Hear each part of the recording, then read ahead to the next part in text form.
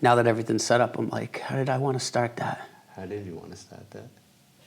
Oh, we wanted to fight. Day one-ish, that's all. Yeah. Yeah. How do I say this? Maybe you know how to say it. I'm fucking up, dude. You're not fucking up. You're not fucking up. Basically, what I wanted to say was you're the longest. The distance from me and you talking is the greatest from my other guests. Yeah, that makes So my sense. other guests I saw in high school and maybe after that a couple times. You're the first guest that is like pre-high school. Like the last time we hung out must have been in grammar school. Yeah, easily. You went to St. Mary's up until what grade? Second grade. Second grade. Yeah. Okay. So my guest today is Billy, my first best friend ever. I don't even know how we became friends. Did we go to preschool together? I think it was kindergarten. Kindergarten, St. Mary's. Yep. Okay.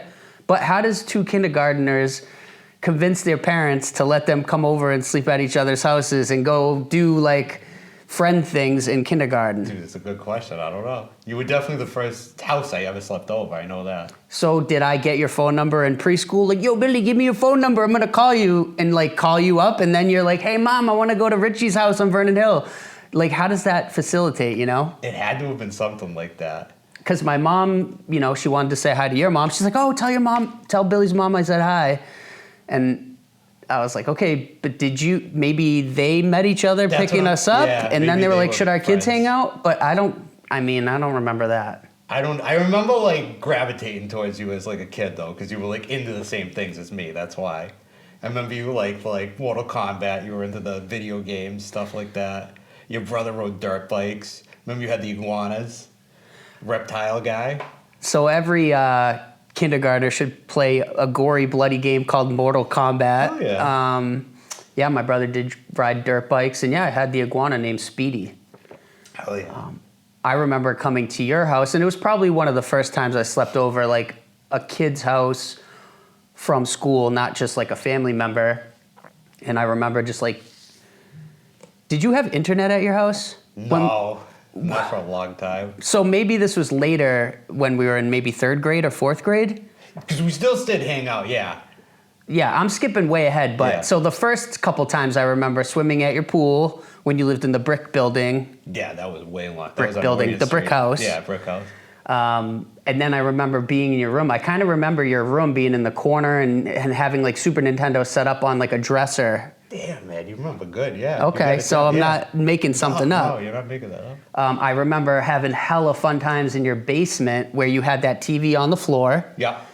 And I'm pretty sure you had like a cable box because I remember like watching, I don't know, like maybe a rated R movie or watching like a movie on cable, like something that we should have been watching like a VHS of, but it was like you were streaming it. Yeah. No, we had a hotbox. That's Oh, what a hotbox. Yeah, everyone had a hotbox back then. Yeah, so you did. So that really happened? Yeah, everyone had a hotbox.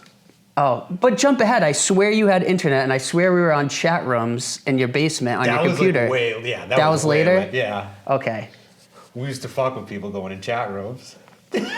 That was like my first, that was like me and you, little like devil ears coming out and being like, yo, let's haze these people online. Yeah, let's act as like a 60-year-old guy. Let's try to get a date, like all stuff we shouldn't have been doing.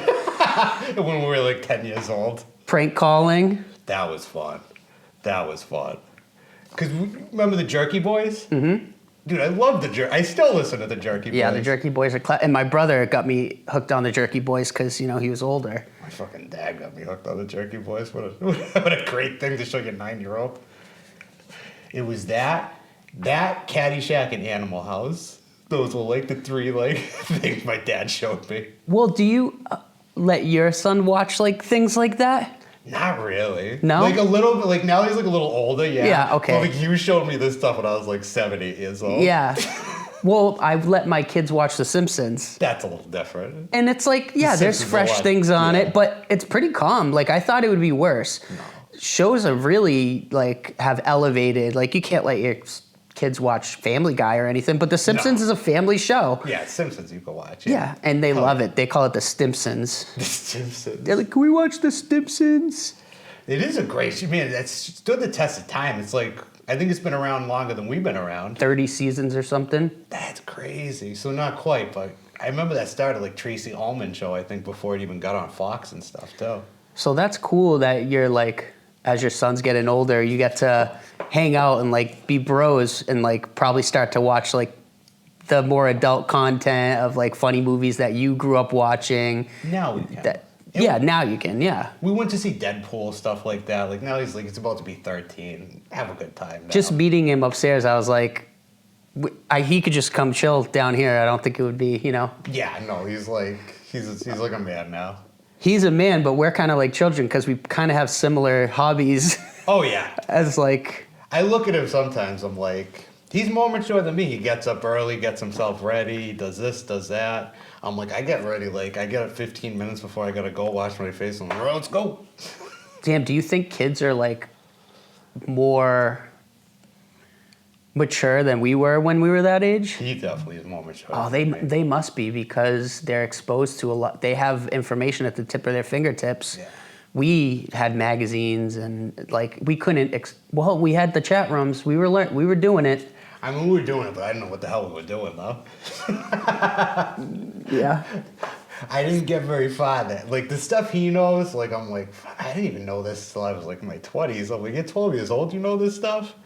He came up to me the other day, he's like... Wait, he's 12? Yeah. Oh, I would have think he was 16. Yeah, he's going to be 13 in a couple weeks, but yeah, he's 12. He came up to me the other day, he's like, do you know we could live in a simulation? I'm like, what are you talking about? He's been listening to the same podcast as me and you. That's what I'm saying. I'm like, I just figured this out like 10 years ago. I'm like, you're 12? Are you telling me this? Yeah, because when we were 12, it was like, all right, I want to write a comic book. Yeah, stuff like that. I'm going to go to the library. I'm going to get a book that teaches me how to draw comics or draw figures, And then you're like, can't even print out like a comic book strip. You have to like draw it on graph paper. Either that or I wanted to make video games. Like I remember at school they let us use like the CAD system where you could kind of like digitally make stuff. I'm like, oh, this is cool. Now that's nothing compared to what they have now. Yeah. It was like drawing in lines and stuff like that. How do you even begin to develop a game like Grand Theft Auto or any modern game? Like they're so vast. I mean, the teams must be huge. I think it's going to get really easy now with AI and stuff like that. You'll just be able to like shoot out ideas like, I want to see this, I want to see that. Or it's going to be harder because you want to just prompt ChatGPT to make that. But what about the years it took to get the idea developed, Like I bet if you ask these game developers like, what's the process like? Could you just prompt it into AI? They'd be like, yeah, I think I could over the course of 3 years. I think I could develop the story along with AI. Yeah. But I don't think AI is just going to be able to spit out like a script like the GTA life, You'd be surprised. I've been messing with it. Yeah. And trying to see like, hey, how far you could write me a script for this. And like where it was like a year ago and like just the intricate knowledge it has of any show I throw out there, I'm like, wow, it gets the details down. Have you seen the new Jurassic Park movie? I've seen, there's like a brand new one, right? I swear AI wrote it because it makes no sense. They say like... I'm watching it and I'm like... Well, even they said WWE, they were saying the other day, instead of having like writers write their storyline, they want to start incorporating AI into their storylines. I'm like, that's the first step. Everyone's doing it. Companies are doing it. What's scary though is like, how do you use AI correctly, especially at a company? Like if you just give AI to some salesperson who's maybe doesn't understand AI and he prompts to create a sales copy for a series of emails and you just copy and paste that and send it to the client's going to be like, well, this company is using AI very poorly. Yeah, they're not even check. Well, I see it even in academia. I've seen students, not going to mention any names, but they'll have references on papers, and you'll look for these references. You're like, these aren't even real references. Where'd you get these references from? And you'll see like they're kind of an amalgamation of like 3 or 4 different references. It's like, oh, AI hallucinated that, and you didn't even write this fucking paper, did you? And that's happening a lot, man. That's scary. I kind of use it as an organizational tool for my notes. Like if I have an idea, I'll prompt ChatGPT this huge long idea, and it'll help me organize it, kind of.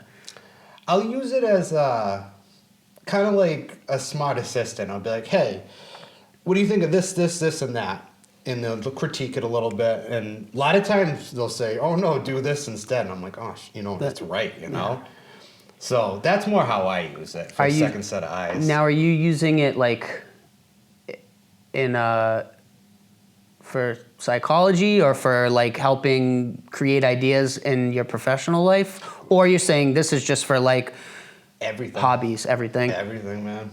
Everything. Like if I have a question, like obviously you don't give out personal information on ChatGPT, Sure. but I'll be like, hey, this symptom, that symptom, I suspect, let's say bipolar 1 or bipolar 2. They'll be like, well, if you have a manic episode that is, that impairs you, and then you have a depressive episode that impairs you, that's bipolar 1. But if you just have a manic episode that doesn't impair you, and then a depressive episode, that's bipolar 2. So, like, it'll, like, pick out things like that really quick, and I'll be like, no, Billy, that's bipolar 1, or that's bipolar 2. Like, I don't even need to Based off of, like, what papers have been written in the past about it and what's been it's just discovered. This, manual for psychology called the DSM is a DSM-5, and they kind of write out all these diagnoses in them. It's like the Bible for psychologists, basically. So what do you do for work now? Like, why don't you walk me through, like, you left high school. Did you always have a passion to study psychology? Not really, no. I went to police academy. I actually graduated to Boylston Police Academy, and I was a cop for a little bit. I worked at St. V's, so I wasn't like a town cop or a city, but I was just stationed there at the ER. So I worked there per diem for a while, and then I floated around after that because I ended up with a son, and I couldn't work nights no more at the time. So I had to go back to training, so I started training people in the gym because that's what I did before. And I was interested in psychology at that point, so I'm like, you know what? I already had my bachelor's degree, so I'm like, I just need to take a couple extra classes to get the psychology, the bachelor's in psychology. So I did that, and I got accepted to the master's program at Assumption, and then just finishing up just now. What was your first degree in? First, criminal justice. Oh. Yeah. And you need that to become, if you want to become a cop, you have to have a criminal justice? No, you don't need it. Yeah, you just recommended? I figured it. I could get my master's degree, and you just get a bump in pay if you have your master's degree. So it was more like that type of thinking.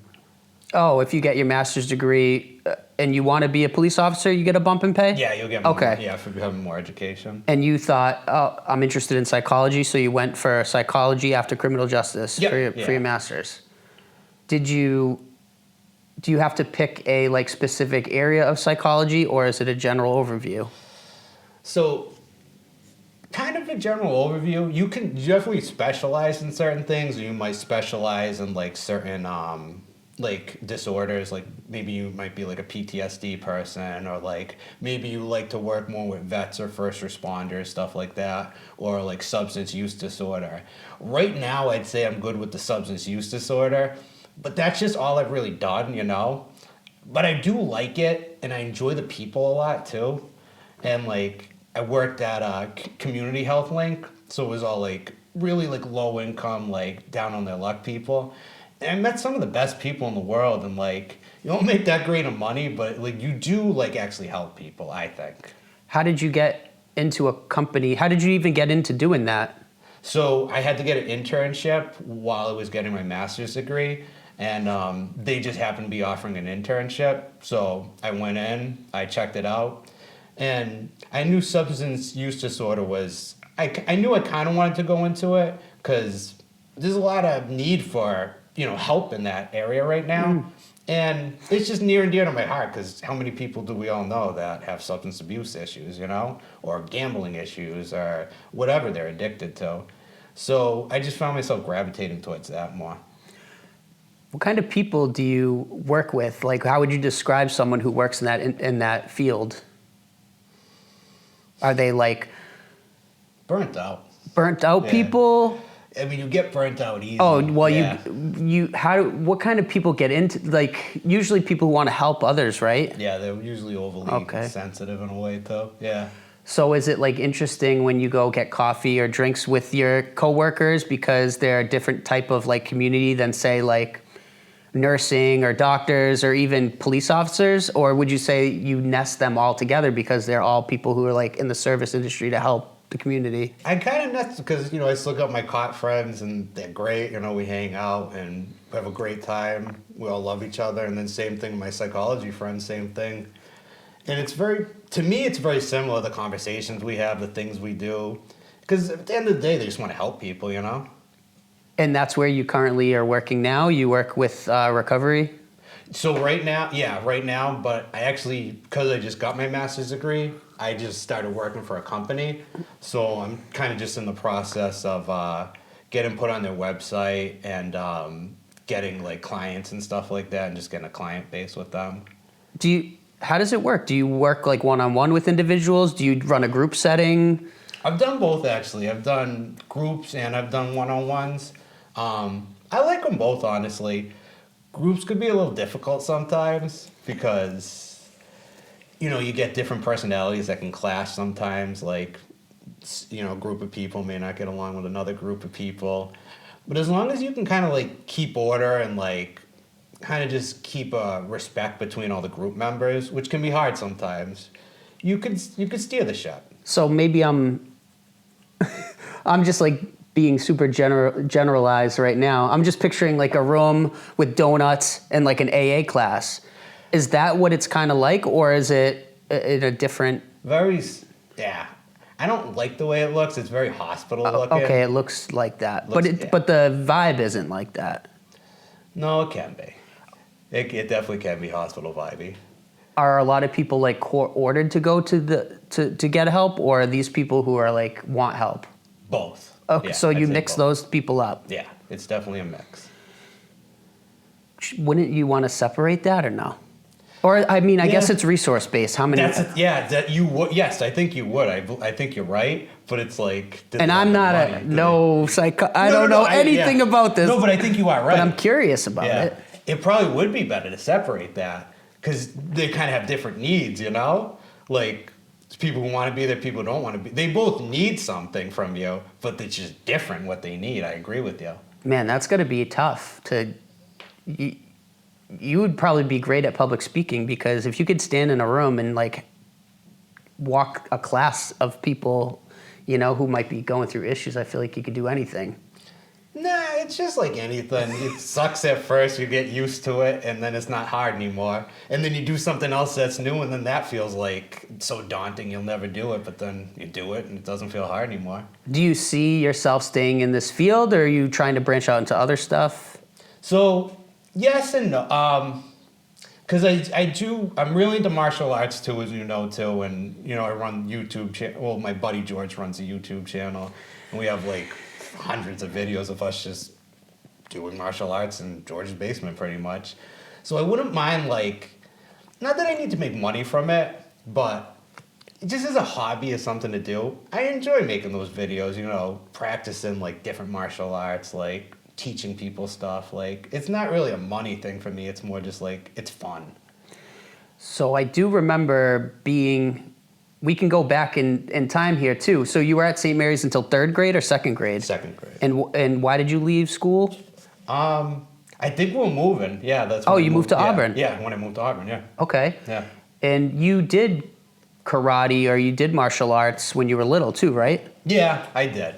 And even if you weren't, I know you had like some type of gear because I remember we used to like fight. Yeah. I had a gi and stuff. Yeah. Yeah. Okay. I would do like taekwondo. Yeah, it's Korean. It's a great martial art, especially for kids. Yeah. So you've pretty much kept that hobby since you were little?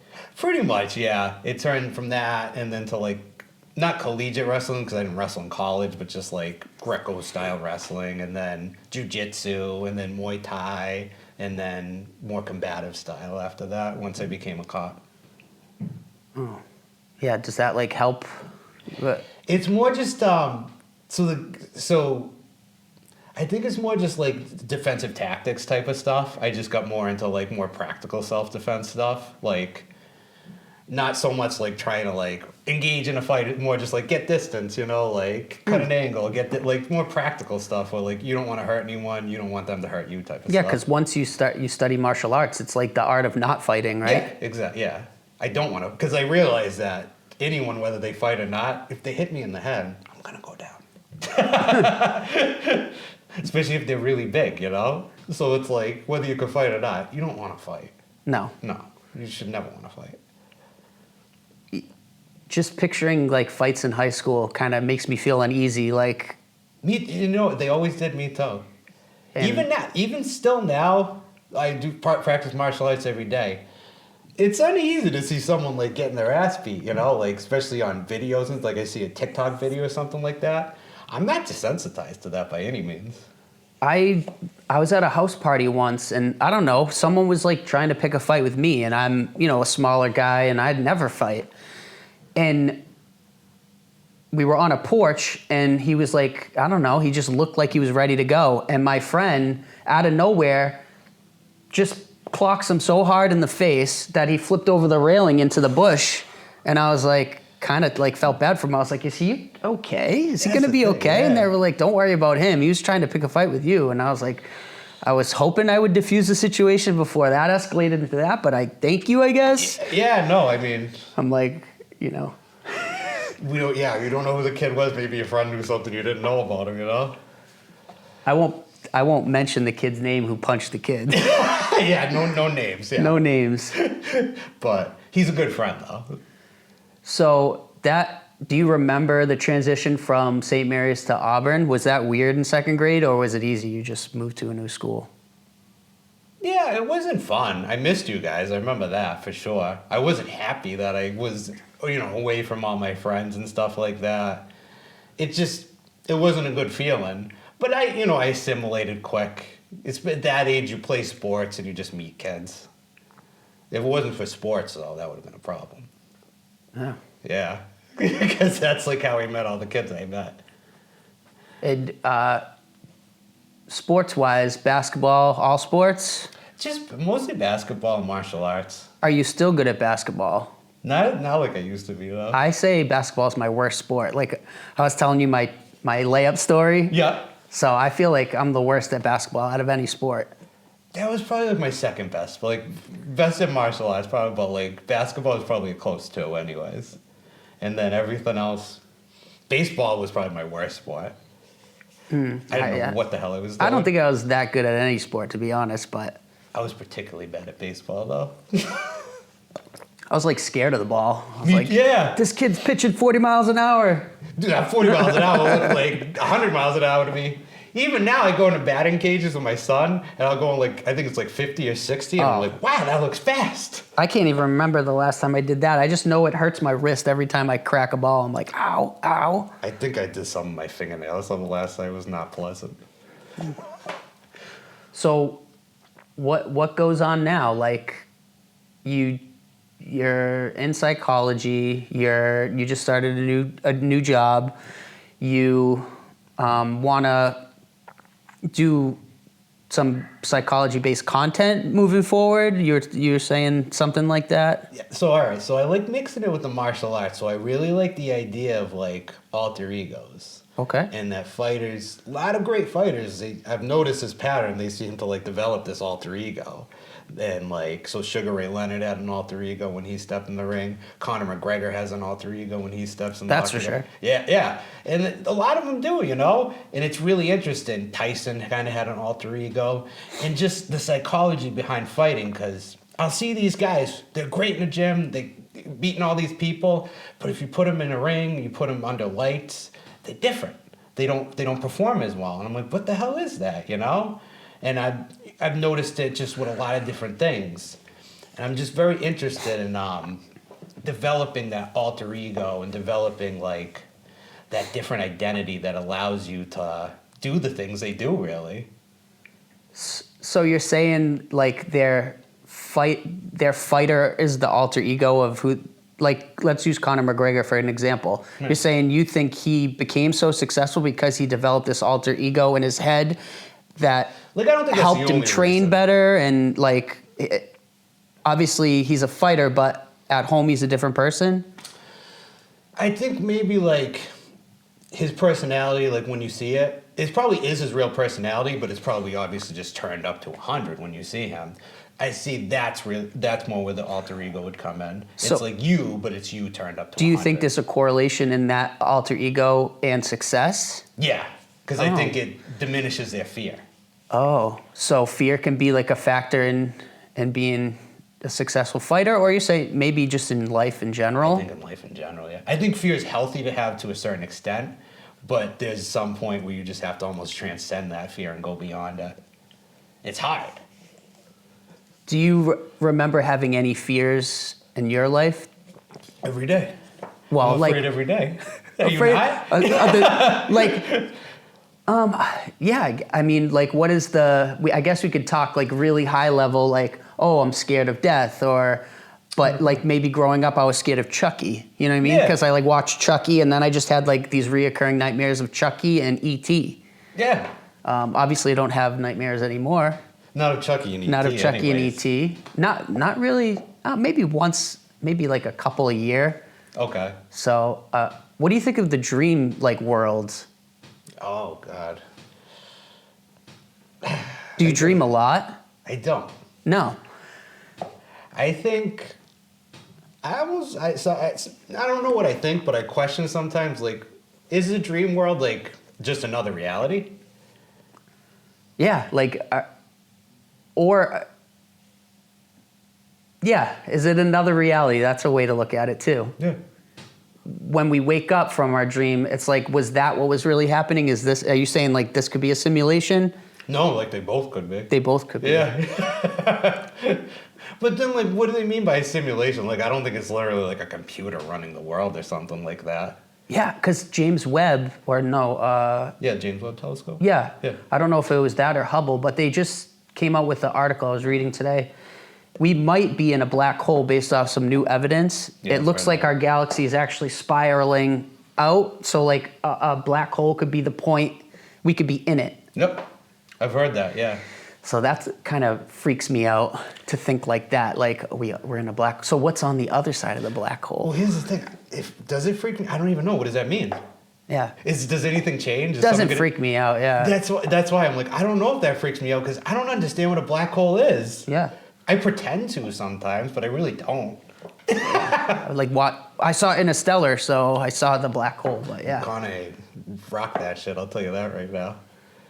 I cried at the end where he's like in the room and he could see his daughter. Oh yeah, You know what I'm I talking watch that about? movie every year. God, There's yeah. like a handful of movies I watch every year. Interstellar's one of them, right? What are the other ones? I'll name them off and then you name off yours. The original Teenage Mutant Ninja Turtles. That's fun. The Go Ninja, Go. That's the second one. That's the second. Okay. The first one I feel like is the rawest. The second one is a little more kid friendly, and then the third one is bonkers. Like I don't even watch the third one is terrible. when they go like back in time. That's when Raphael's like really like a dick to him. The first one, Oh, right? it's terrible. Yeah, the first one is That's like I like. it's that. like it's not a kid's movie. I know It's what like you the mean. rawest. Though, and then the Matrix trilogy is another one. There Will Be Blood. That movie fucks you up. I think when he kills his kid at the end, like. The priest. He kills the Isn't that his son? No, that's the twins when he. That he saved, right? And like adopted one of them, I thought. No, There Oh. Will Be Blood is the oil guy. He's an oil man, and Yeah. and his son. Oh yeah, so his son. Yeah, is the priest. No, his son. His brother dies. Okay. In the well, I think, and he takes the baby so that he can be a family to sell his oil business. He uses him as a pawn almost, and his son is deaf. And at the end, his son goes to New Mexico to be a driller, and he's like, "You're my enemy now. You're my competition." And then the priest who became a priest originally told him about the oil in the town he lived in, and he comes back begging for money because he lived a sinful life, and he kills him with the yes. bowling pin. So that's not his son, I but thought that's that was his son. Okay. That's a movie I watch every year. Interstellar is a movie I watch every year. Oh, Tenet. I like Tenet. I never Christopher saw that. Nolan one. Yeah. They can like go forward and backwards in time with this machine. Okay. It's fairly new. So, how about you? All right. What do I watch? Shawshank Redemption. Okay. I watched that a couple times. Yeah. What else do I? Oh, love? Braveheart. I watch Braveheart every year. Braveheart's a great one. So Shawshank's one of my favorite. Godfather Part 1 is one of my favorite movies still. It's just like a comfort movie for me. I still like to watch that one. Goodfellas cracks me up. The end depresses me, but like the beginning I love.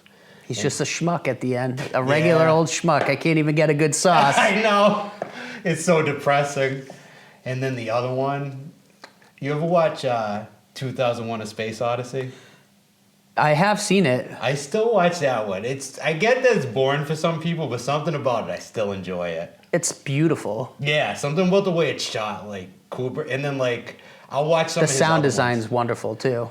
I'll still watch The Shining, like every Halloween time. I'll Oh, watch The yeah. Shining. That one's like every 3 years for me. It fucks you up to watch it. And it's long too. It's like it's hard to sit and watch in a full setting. You know, we're so used to like quick things, and it's probably 2-3 hours long. See, that one I can still do it. Something about those Kubrick ones, like I'll even watch Eyes Wide Shut over again. You ever watch that? Yep. It's pretty dry, but just something about the way it's shot, it like keeps my interest. Yeah, the acting in Eyes Wide Shut and the dramatic, like the extension of time. Yeah, that is. It keeps your attention the whole time. You're just like, oh, Ex Machina is one I watch every year too. Ex Machina. Is that what it's called? Yeah, I call it Machina. Ex Machina. Ex Machina. That one freaks me out. Because that one, I'm like, that's like our future in like 10, 20 years. I really love Annihilation too. What's Annihilation? The shimmer, like a comet hits a lighthouse and there's like encases it in a shimmer and the shimmer keeps growing and they keep sending people in and no one comes out. Nice. And there's like an alien scene at the end where like the alien's just like becomes like a mirror image of the person that it encounters. Oh, it's like The Thing? Is that what it's called? It's actually the same director as Ex Machina. Oh, well, Ridley Scott. Is that who it is? No. Oh, no. Dennis Villeneuve, maybe? I don't know. But if you like Ex Machina, as I call it, you're going to like Annihilation. I'm a sci-fi guy. Like, I love sci-fi. I'm going to have to check that one out. Yeah, it's a good one. And the music, I think music, when there's good, like, sound design in a movie, I forgot. Dune 1 and Dune 2, and I'm waiting for Dune 3. I love the Dunes. I really was impressed with Batista there in those dudes. He did really good, man. He's a good actor.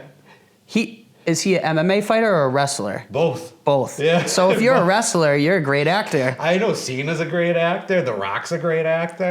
They are on a different, like the comedic, to pull off comedic acting. Well, I guess a wrestler is half comedy, half like macho. The Rock was hilarious, I remember. He elevated. Remember, now kids are like 6'7", and I see all the like, memes are like, Generation X, suck it. Oh my, I was thinking of that today. Do you ever listen, you listen to Wu-Tang Clan when we were kids, right? Remember the Gravediggers? Yeah. I was like, I listen to what my son listens to. People are like, oh, this is so horrible. I'm like, I used to listen to like Gravediggers when I was a kid. Like, there was some horrible shit on that CD. Yeah, I had the Nine Inch Nails LP, The Downward Spiral, and I re-listened to it, and I'm like, why did I have that from the, pay for one, get 12 CD club or cassette club at the time? Oh, yeah. So I would just pick these albums out, and I was like, how did I even know to order Nine Inch Nails? And then, like, I'm listening to it, and it's, like, so not appropriate for a little kid. But somehow I had it in my collection and loved it. Oh, God. Even, like, Marilyn Manson, remember the Dope Show music video? Oh, yeah. He's, like, in the naked, the nude suit, basically, with the boobs. And, yeah, and then, like, your parent walks by, and they're like, do a double take. They're like, what the hell are you watching? Shut that off. And I'm like... That's the thing. I was like, is it going to get worse for my kid? I don't think it could get any worse than that. And it really didn't. I'm like, we were like the peak of like debauchery. It's like different in the sense like there's like creeps on roadblocks different. That's different, yeah. So like now you have to like prepare your kid to be like, well, I mean, we had that with the chat rooms though. Yeah. Well, we were in there, the ones being the, catfishing. We were catfishing, yeah. We were pretending to be adults. What's your number? Children. Get the number and then call them and be like, hey, I swear I'm not 9 years old. Yeah. Dude, that was fun stuff though. That's like how I learned to like how you talk to adults. This is how you do it. What do kids do for pranks? Can they even do? Oh, they do like scary pranks, like catfishing. Like, let's make a fake account and text this kid and say that we want to be your girlfriend or something, you know, or hazing or bullying. No, you know what they can do now? I've seen videos.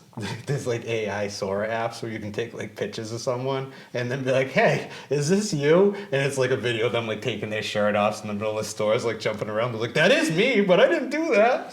I'm like, "Oh boy, that prank could go too far." I saw a nice prank today too. The guy had a picture of the guy he was paid to open a safe, and they had pictures of the guy opening the safe in the safe. So when he opened the safe, he was like, "What the hell?" It's like tons of pictures of him in there. Like that's a harmless prank. Like, that's funny as hell. That is pretty funny. But some of the pranks you can make now, like, you could literally make videos of people of doing things they never did. How do you feel about the Jackass era? Were you a fan of Jackass and Wild Boys? Oh yeah, on love MTV? it. Johnny Knoxville's hosting Fear Factor now. Oh, really? I think that's perfect. Yeah. Did you watch the last Jackass movie? Which one was that? The third one.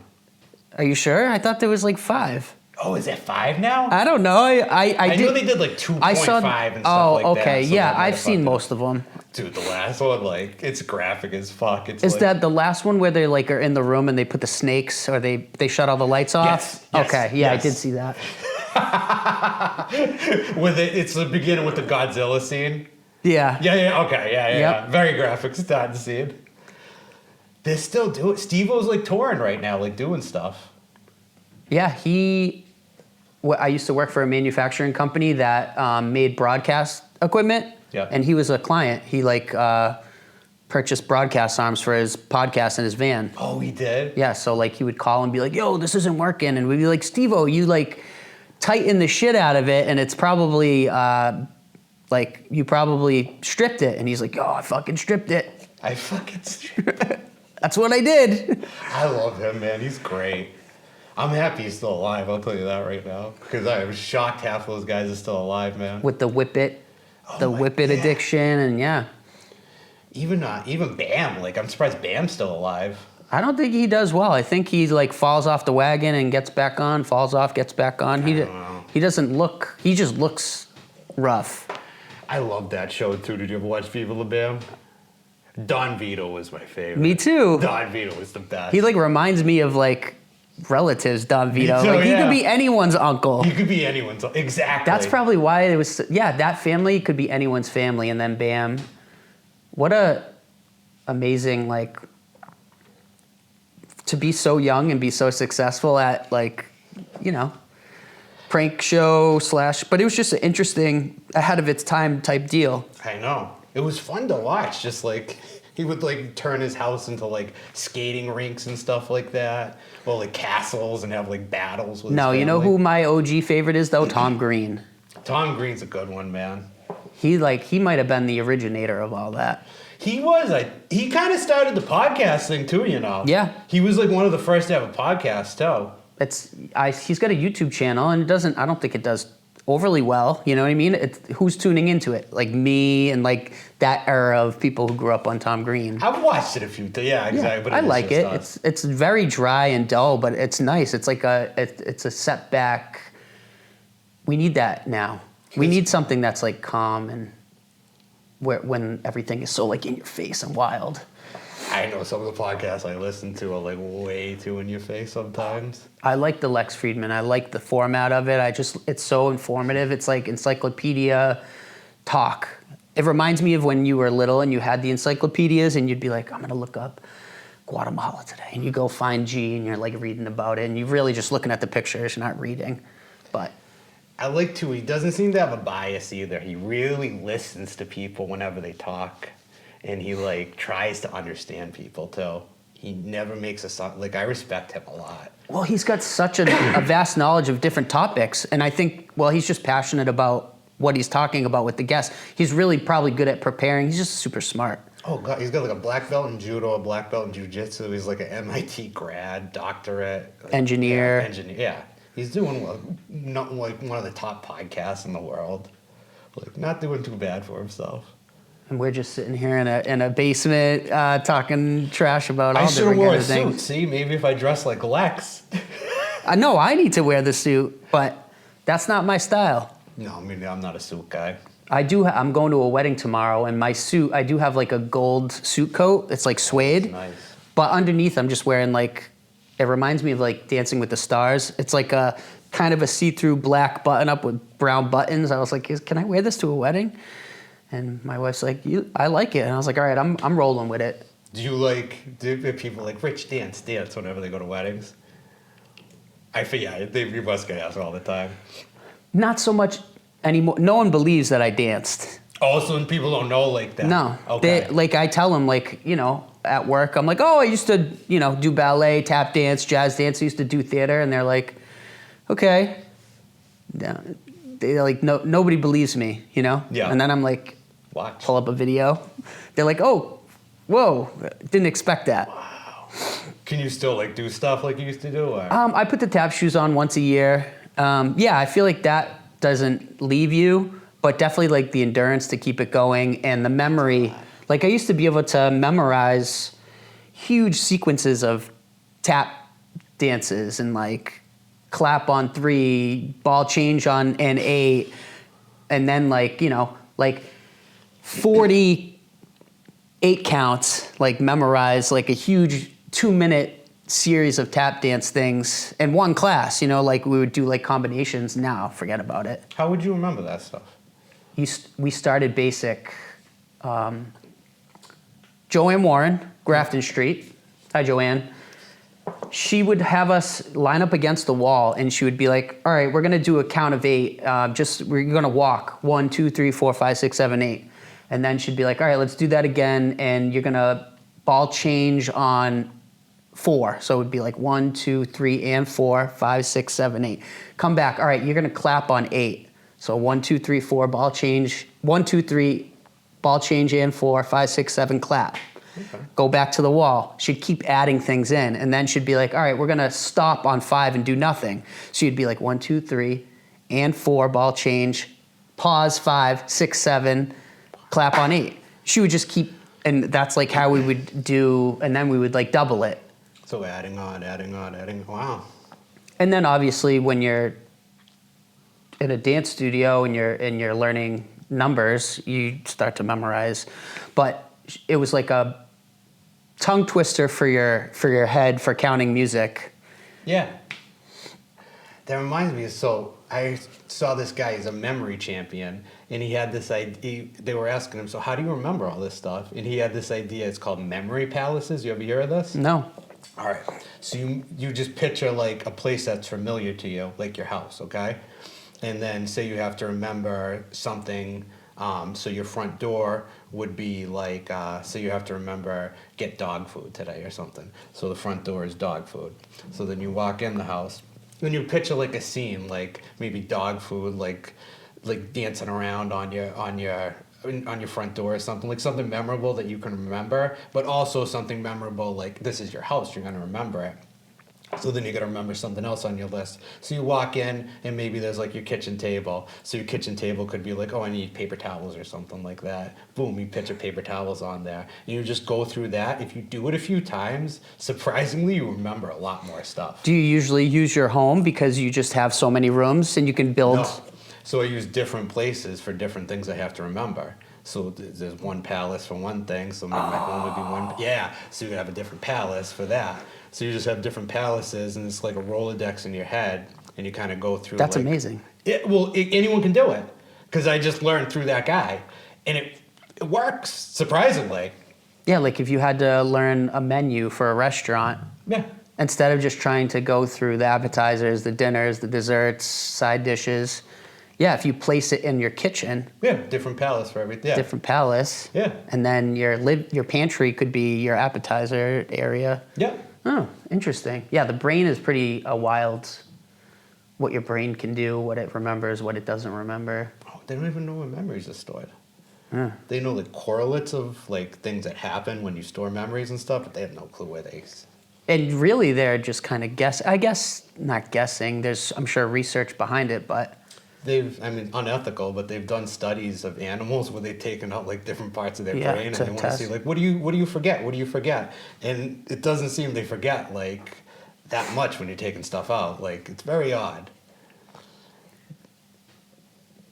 is the greatest adventure in your mind, like what? This is so morbid. Is death the greatest adventure one can go to because it's the most unknown? Well, I don't even know if it's that unknown. You ever look into near-death experiences? Yeah, but how do you feel? Do you think I guess why would they lie? Well, here's the other thing.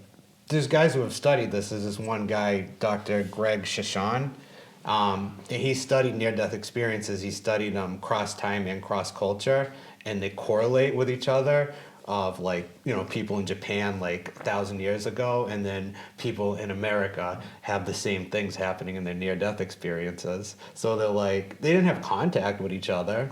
And, you could say, oh, well, yeah, you're going to think you see, dead people when you die, obviously. But here's another thing. They've also studied it. They've had people, a few different stories. There's one, it's documented, a young man died in the ER.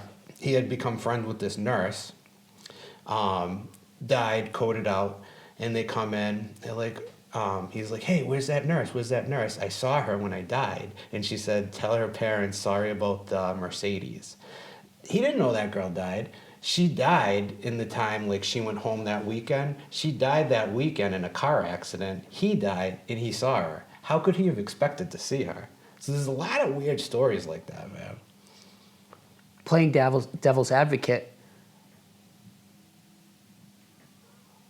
could our brain have ingested something throughout our life and the brain just stays alive 100%. and maybe it's we saw something or read something, so then our brain kind of creates that scenario, Yeah. and then we come back and our brain like created it for us. But I would like to believe more spiritual, that there's something beyond. I'll play devil's advocate. You can induce out-of-body experiences. Like pilots, I believe, when they're flying at higher altitudes, or when you get a certain amount of G-forces, you'll have the sensation of leaving your body and like looking down at it. So, yeah, you can induce that. But what is that doing exactly? Like, I don't, like, people would be like, oh, it correlates with this in the brain, it correlates with that in the brain, but it's like, correlation doesn't equal causation. So unless you can show me like causal reasons why, it's tough to say what's going on. Have you ever been hit hit real hard and like got a concussion or? Oh yeah. I don't know. I'm just picturing this time I was running in the schoolyard at St. Mary's, and I collided with a girl so hard, and everything was white and fuzzy. And I was just thinking, like, how is she okay? Because I'm like can't even see right now. And then I always like, did that mess me up? But how do the body, I guess, just can heal itself? Okay, yeah. Head trauma is a tough one to heal from, though. That's the one. I don't know how well you can heal from that one. Yeah. Well, I didn't obviously have a head trauma, but it was just like a memory that I have about. What else? So tell me, what do you think with the whole near-death experience? What do you think happens? I'm always questioning that when I look out into the stars. I'm like, that means you're being honest. Do we pass away, and then do we have the answers? Like, do we go somewhere? Does our soul or our mind continue on? You know what I mean? Do we get reincarnated? But I think even further, like, okay, our planet was created. Yep. And it's going to die someday. Mm-hmm. And like, there's just such vast amounts of time. What happens when everything collapses again? I'm guessing there's multiple universes. Seems to be, yeah. It's just like there's no ending ever. It just keeps.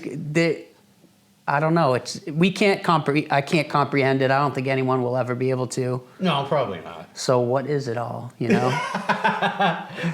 It's a game. Just have fun. Yeah. That's what I think. I think it's a game that's here for your entertainment. Don't take it too seriously. If you do, you're gonna have a bad time. If you could not take it too seriously, you're gonna have a good time. Which, and it's so morbid, but like that must be the grandest adventure. But obviously, I'm super afraid of passing away. But I'm more afraid of other people passing away. yeah, but it's also exciting to me. It's so messed up to think. Well, me too, yeah. To like pass away and then what? No, especially after like reading near-death experiences, I'm like, oh, that sounds pretty cool. Like, I don't want to die. Flatliner, you want to? Yeah, that was a great movie. But I'm like, I don't want to, but I'm not as afraid of it after reading this stuff. And because like before, all I had was religion, and I'm like, well, these are stories. Are these true? Like, I don't know these people. I can't hear them telling these stories. So the near-death experience was kind of like, okay, now I kind of have like, so this person actually experienced this, you know? I don't know if it's real, but that's like realer to me than stories. I want to go home and like read all these near-death experiences. I'm sure there's like, how many are there? I want to like read every single one. Dude, just YouTube near-death experiences is like a million of them. Yeah, and Heck, there's a book right there about it, right? even the ancient ones. Shout out, Chris. Yeah. Oh yeah.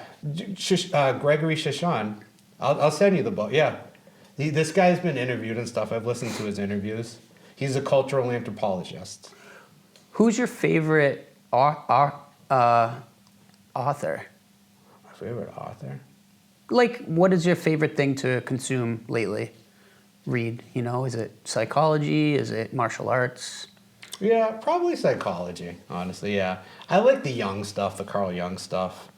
I don't really understand it as much as I wish I did, but you got to start somewhere. Someone once said Carl Jung doesn't understand what Carl Jung is writing, and he's not explaining it good.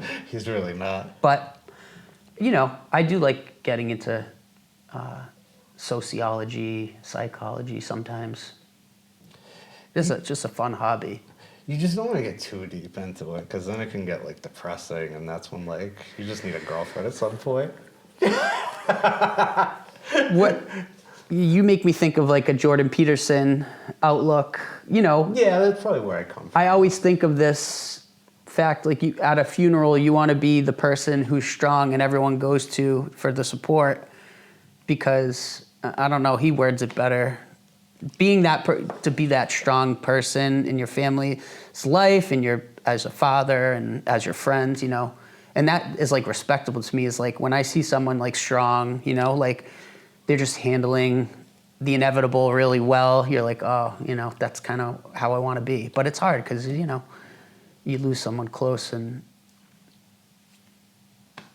I don't know how I'm going to act, you know, or I know how I want to act, but I think, all right, I heard someone say this about a guy after he died. He said he was the last one to die, toughest guy, but he was the first one to cry. And I think that's what the toughest people, they're the most sensitive, but at the same time, they're not going to kill you. Like, they're tough, you know? yeah. They're tough. First one to cry, last one to die. Yeah. So I think that's what I aspire to be. Means you're sensitive, but at the same time, you're tough.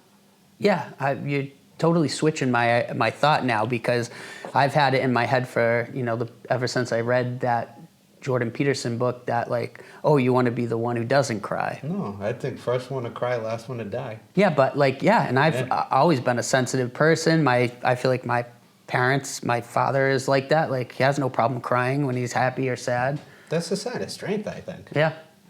I mean, times that I haven't cried and I've held it back was because I was afraid to cry, so it's not strength. Yeah. I'm fucking running away. Yeah. I'm just good at hiding it. It's wild. Doesn't mean you're strong. I change my perspective every day on something, whatever I'm consuming, and then my perspective changes. So I guess that's good to. I love having as much material to ingest as possible. It's like nice. I know, I get bored with like just listening to the same, like for a while it was just like, oh, I'm just watching sports every weekend, like not learning anything new. Like, I'm like, what am I doing with my life? And then I was like, I better go back to school and actually like do something now. I'm like, because I don't want to get stuck in this rut. Do you think you'll continue education now, like as a lifelong pursuit? Maybe.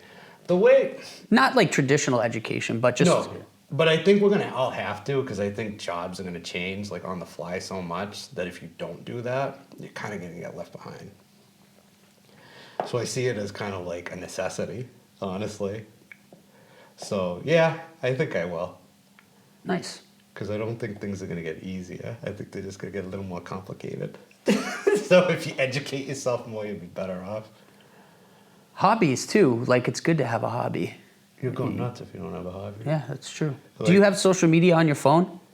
Yeah, I keep I keep my Instagram on. That's really it. Instagram's, and then I leave Facebook on, but I just leave it for like the martial arts page just to watch that stuff. You don't seem like a person who like comes home and is glued onto their phone. It seems like you're more of like a throw it on the table and go do something. So I'll always have it on, but I'll have like music on. Yeah. And it'll just like you said, throw it on. I'll be in here working out in the basement or Yeah, but that's just like putting on your boombox when you get home. Exactly. You're just Or using it as your podcast. radio. As Yep. yeah, you're not like sitting on the couch like just scrolling through TikTok. No.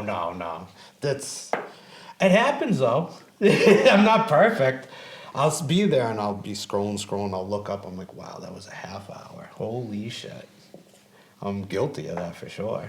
Yeah, but you just seem like you got a lot of hobbies. So Yeah, you have. If I didn't, I have a lot of bad hobbies, honestly. Dude, gambling's fun, so you gotta stay away from that. Like drinking's fun, you gotta stay away from it all. well, I was telling you, like I feel like I'm not addicted to anything, or like I'm not an addictive person. Like I could care less about drinking, could care less about smoking. See, that's like I'll smoke weed then. That's like my teddy bear. Like sometimes, like I'll do that. Other than that, and I don't even have I can go like weeks, months without it too. I gave up coffee and switched to tea randomly for a couple weeks. That's good, yeah. But then I got back, now I have a coffee once in a while I don't now. know if I could give up coffee. Yeah. You might Well, have I to was give like, I feel better when I drink tea in the morning than coffee. I don't know. probably would And then I have my coffee in the middle of the day. And then I don't get that, like, when I have a coffee in the morning, I don't know, it like upsets my aura. I get like jittery and maybe I don't have as much patience. Okay.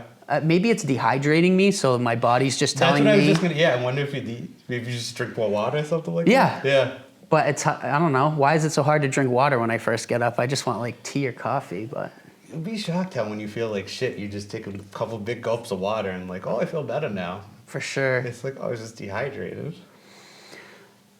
I guess I'll do one more question because it's getting late here and we're. Is there when I first reached out to do this and you heard the concept, was there someone that you thought of in your head that was like, oh, I want to catch up with this person? Like, do you have a friend that you lost contact with from the past? question. Or was it me? No, not really. Yeah, I was just excited to meet up with you, honestly.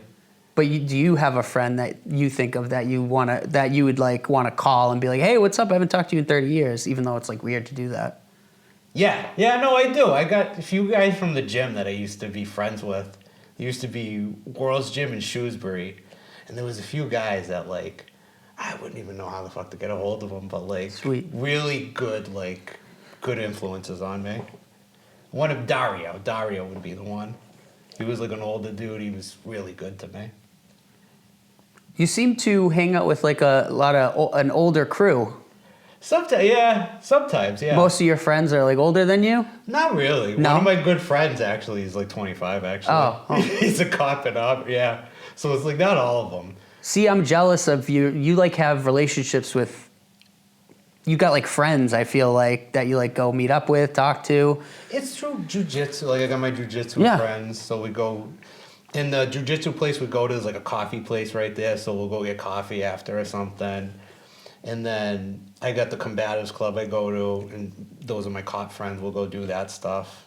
It's good. You just got to keep busy, you know? The whole purpose of this show was to start hanging out with people more. Yeah. Because I'm like, I love hanging out with my family, but that's all I like would do. It's like, my wife's my best friend, and I could hang out with her every day, and I don't even need to hang out with anyone else, honestly.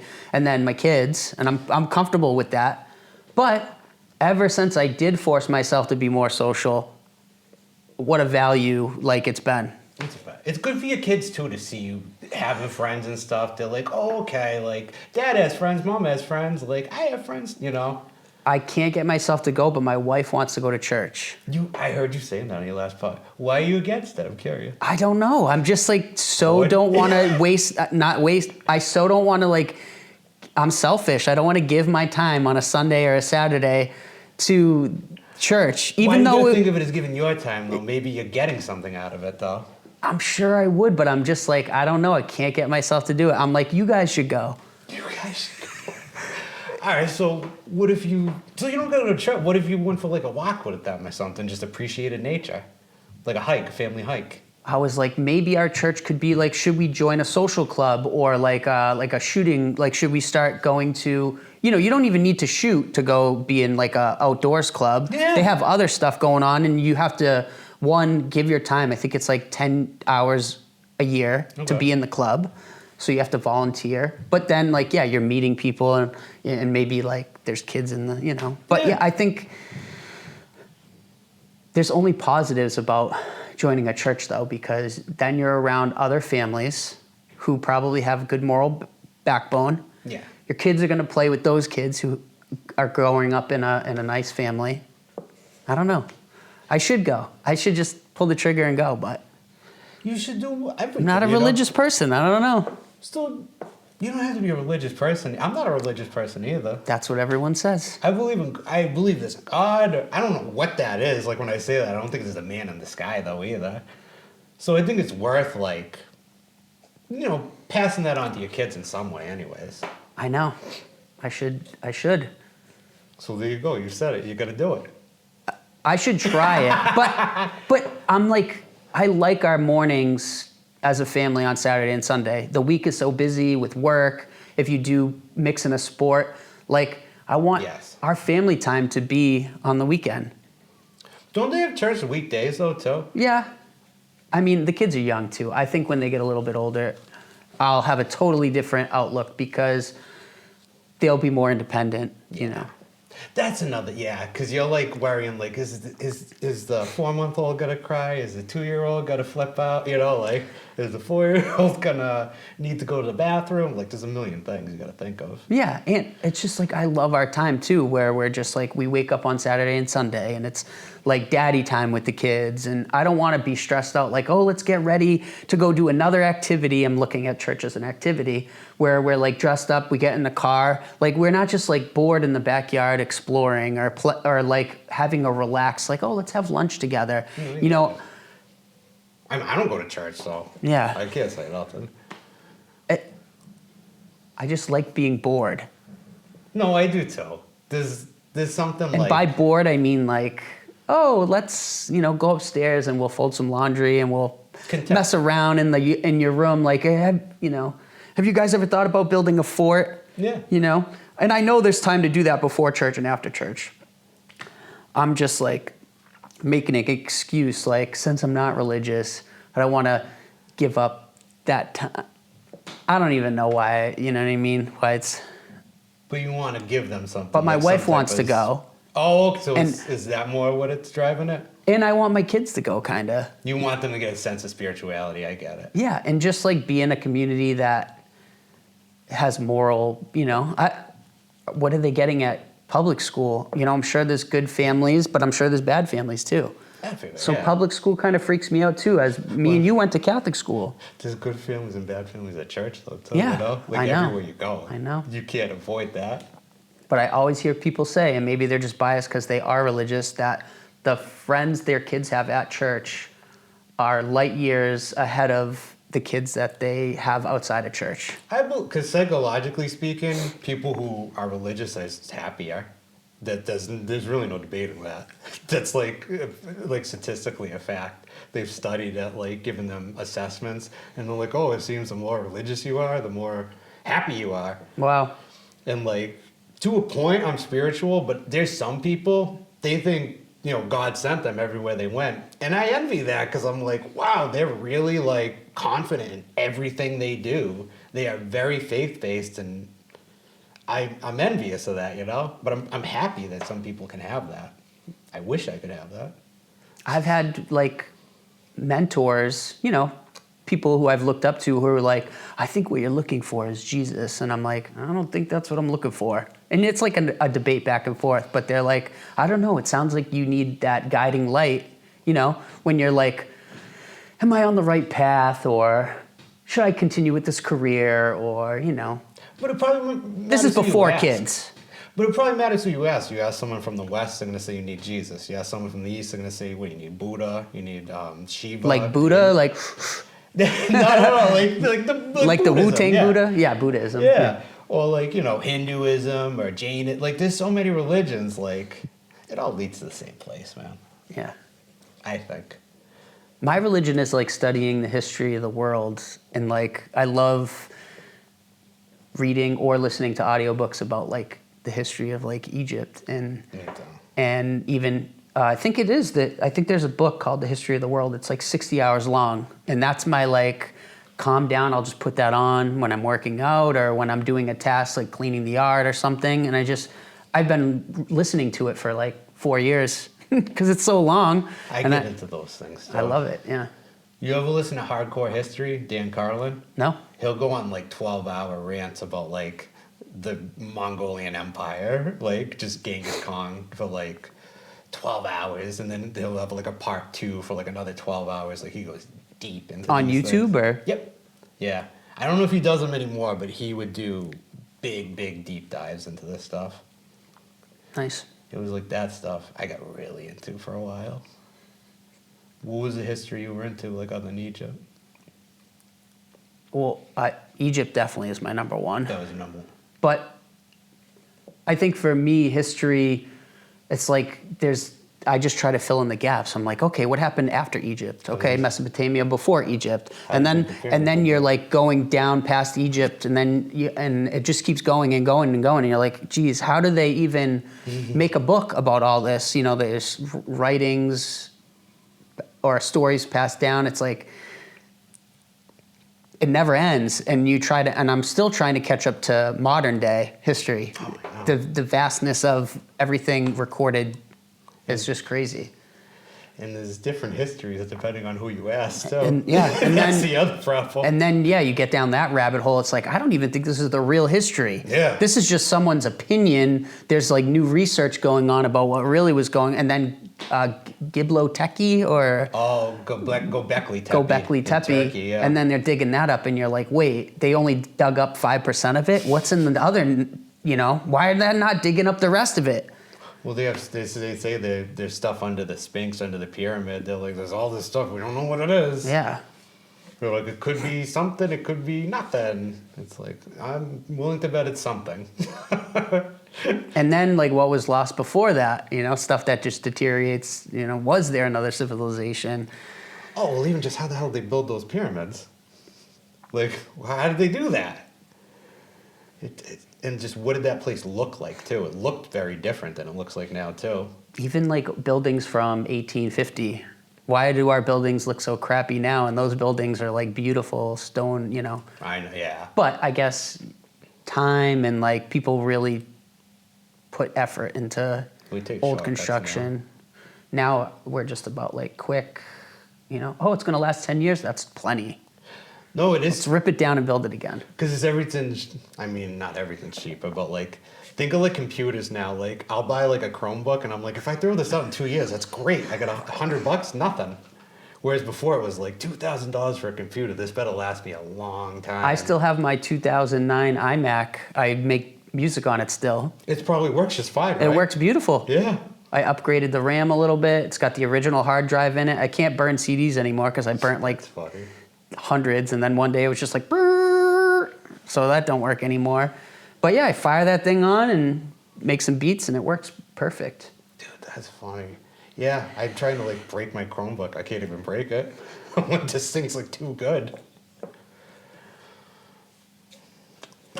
Good job. Thanks, Bill. Thank Billy, you. First best friend. Oh, last thing. I just keep saying last thing. Your grandparents had a log cabin. Oh, yeah. That we used to go sleep over there, too, right? Wayne's World. And, that's what you want to say, right? Yeah, Wayne's World 1, Wayne's World 2. So how do they... To Wayne's World. Yeah, to Wayne's World, party time. Party and time. to the teepee that we would play with in the backyard Yep, at I your remember that, grandparents. yep. And I'm pretty sure we went ice skating down the road and Yeah, a they live pond. across from a lake. Yeah, Do they still have the log cabin? they do not. No. No. Where was it, anyways? Leicester. Leicester? It's probably near where you. It's kind of close to Dairy Queen, actually, in Spencer. I feel like I drive by it, and Pine Street. I always go, I think that's Billy Rataco's grandma's. I mean, how many log cabins are there? I was like, I think that's it. And then I see the pond down the road, and I'm like, that's got to be it. Is it on Pine Street? I don't know. I'll have to look at the Next street. time, look, yeah. Because I'm like, if my memory's good, that's his grandma's house. Well, Well- good. Now I'm gonna have to come visit you now in Brookfield. I look forward to talking to you more off camera so we could really dive into everything. But I think we covered a lot. Dude, we gotta come work out now.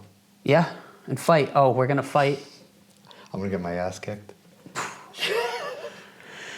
I'm a skinny dude now. That was fun. Hell yeah. Appreciate it. Thank you, brother. Oh shit. I guess we should pause it. Take a piss. Yeah, I know. I gotta piss it too. I'll let you go Warm first. up a little bit. I'm a little cold. I know. Make sure we hit record. That would suck. Been there, done that. That's off. Oh, we did good. An hour and 15. Yeah, I was gonna say. Yeah, we went over it. That was good.